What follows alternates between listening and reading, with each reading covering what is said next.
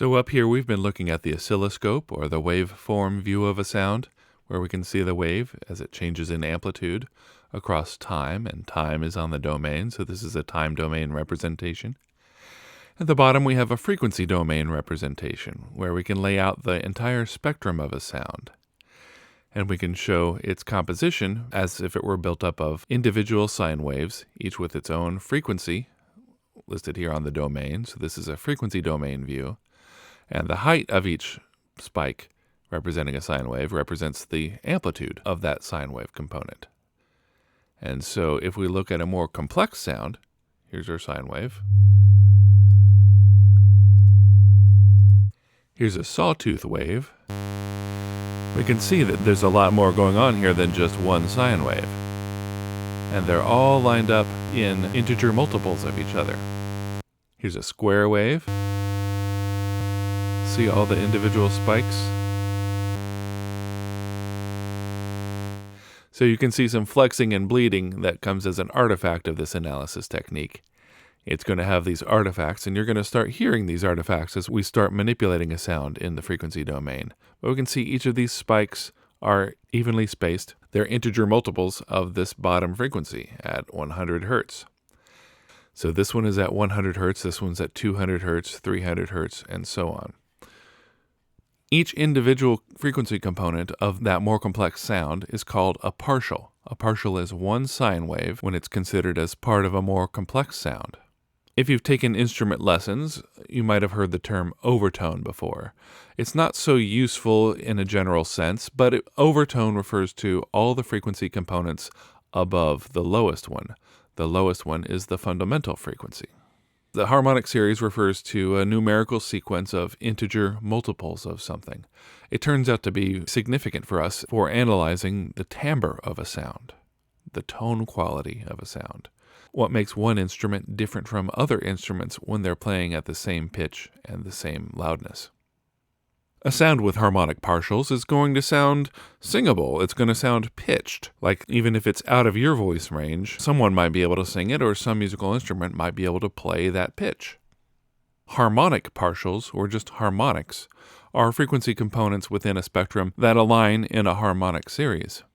The fundamental frequency, or just the fundamental for short, refers to the lowest frequency in a harmonic series. The pitch that we hear is the frequency of that fundamental. We can see this built up this way if we start with our formula for a sine wave and we simply add a formula for a sine wave that's twice as fast. Let's make it twice as quiet as well, because in nature there seems to be a trade-off between putting energy into having a high frequency or having a high amplitude. And so higher frequencies typically have lower amplitudes. We can still see our wave cycle is the same. The period is the same. The frequency is the same. Let's add some more partials here. Can we see it starting to take shape? And as we keep going, we get a finer and finer version of a sawtooth wave. So it really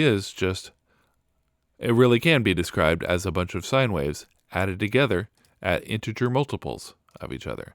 So this pattern of integer multiples of frequencies is referred to as a harmonic series.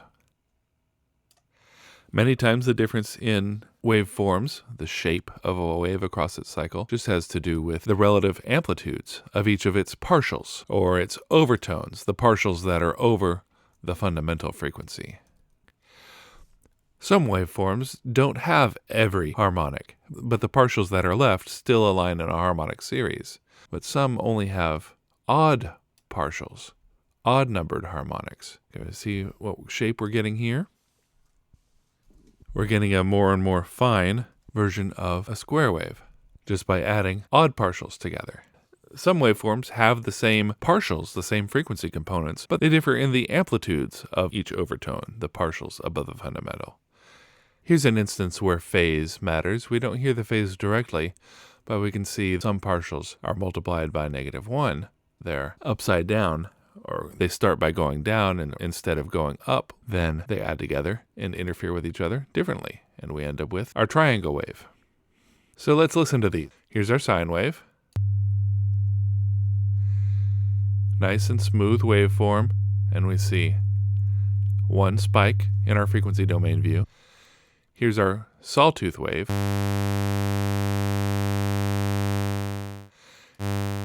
It's got one sharp edge in its waveform, and so it makes sense that it's got an edge to its sound. It's brighter, and in the frequency domain view we can see many equally spaced harmonic partials. Here's a square wave, but what we end up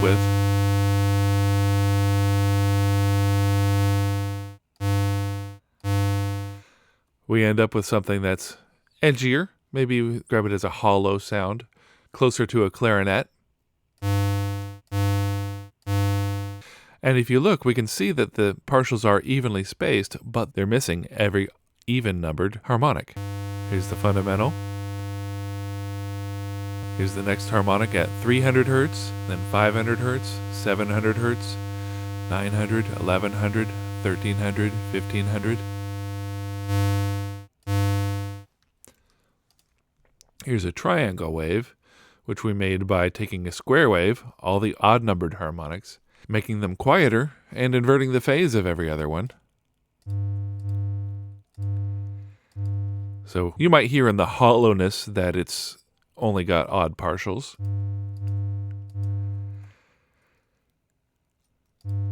I don't think we can really tell that every other remaining partial is inverted in phase.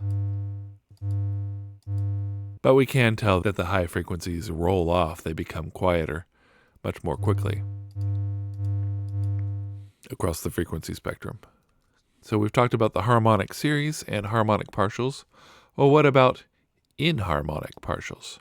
Those are ones that don't line up in integer multiples of a fundamental frequency. It's not really one we can call a fundamental frequency. There's just the lowest one, and it's not organizing anything.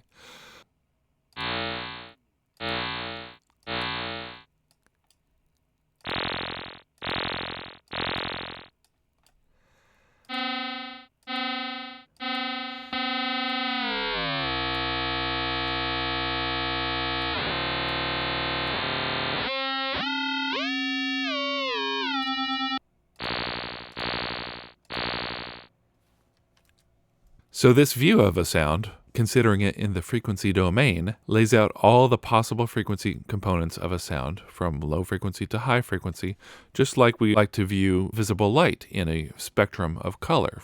If we can have a spectrum of sound, then we can fill it up and have white noise. White noise gets its name like white light. So white noise is the presence of all frequencies in a single sound. Now pink noise is the presence of all frequencies in a sound, but with the amplitudes weighted toward the bass end, toward the low frequency end. Just like red is on the low frequency end of the color spectrum, we can make our white noise pinkish by de-emphasizing the high frequencies and emphasizing the bass frequencies instead.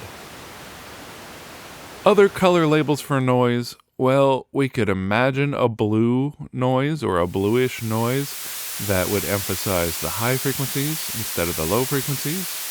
Really, other color labels for noise start to fall off the map as far as making sense in a concrete way.